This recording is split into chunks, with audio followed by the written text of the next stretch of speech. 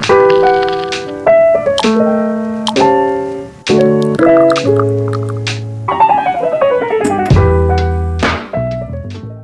everybody. Thanks for listening to Wake Up, Look Up, a podcast where we connect events happening in real time to the gospel of Jesus Christ. I'm Zach Wyrock.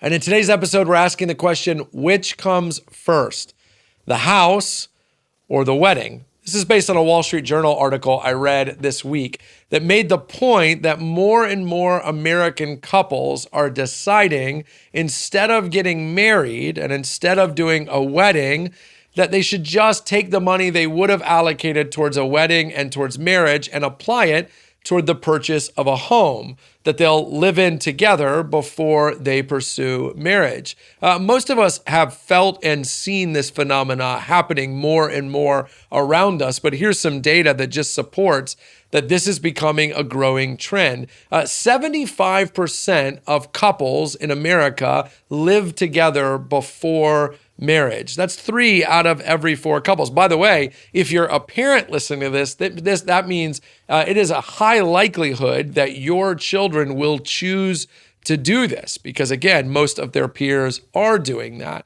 11% of the homes that were purchased in 2023 in the United States were purchased by unmarried couples, 11%. Now, that might not sound like a big number, 1 in every 10 homes, but the amount of homes purchased by unmarried couples was up 46% over what it was just 10 years ago. So more and more, it's becoming a growing trend and a growing phenomena for people to live together before they are married. So how should we think about this biblically? Well, first, let me say that if I try to find one sliver of positivity in this trend, it would just be this, that I think people are awakening to the idea that going into debt or spending tons of money on a one-day wedding ceremony is probably unwise. It is a large party that you will enjoy and remember parts of it forever, but it's a lot of money that kind of is gone the day after the party. So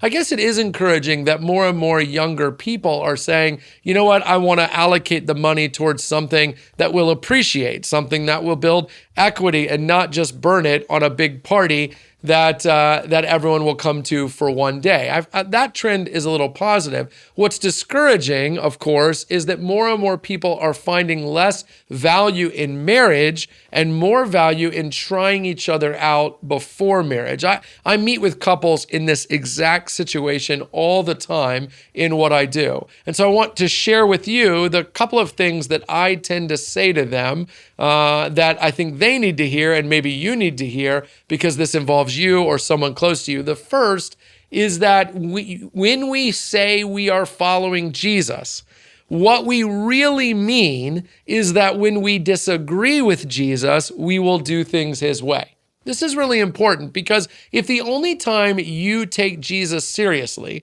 if the only time you obey him, you follow him, is when you already agree with him, then you really aren't following Jesus. You're following yourself and looking to him for affirmation. The true reality of the Christian life is doing something you don't want to do or not doing something you want to do because Jesus says it is not good for you. It's trusting Jesus over and against yourself. It's not listening to yourself in order to listen to Jesus. The reason why I say this is because when I ask most couples, why are you living together? You know what the Bible teaches, that the Bible would say living together is for marriage, that sexual intimacy is for marriage, that you should only explore these things in the context of covenanted relationship. They will usually give me some form of pragmatic economic reasoning. And I'm not saying their reasons don't make sense on a human level. I'm just saying, where else do we do that with Jesus?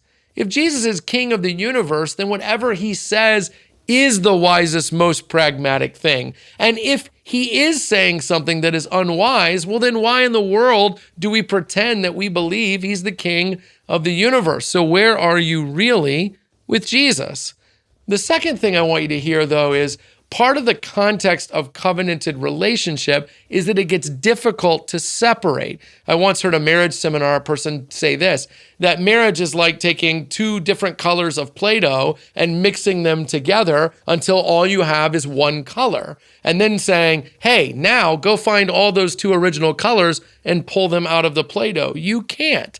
You shouldn't be able to. That's what the Bible means when it says that two become one. When you buy a house with someone that you aren't married to, that hasn't happened. And as a result, when it doesn't work, and I can tell you from what I do for a living, it often doesn't, you end up in a pretty messy situation. In fact, in the article I read, family law attorneys are saying that lawsuits between unmarried couples that have broken up are also on the rise. And then here's the third thing. You're not married for a reason. I have sat with couples in my office before we were living together and sleeping together, and I'll say, why aren't you married? And you wouldn't believe the things they said. I've had men say to me in the presence of their girlfriend, I'm just not sure she's the one I want to spend the rest of my life with. I've heard women say, I'm not sure I can trust him. But if that's true, why are you buying a house with him? That's just not wise. Listen, listening to Jesus doesn't always make sense to us in the short term, but because of who he is, it always blesses us in the long term.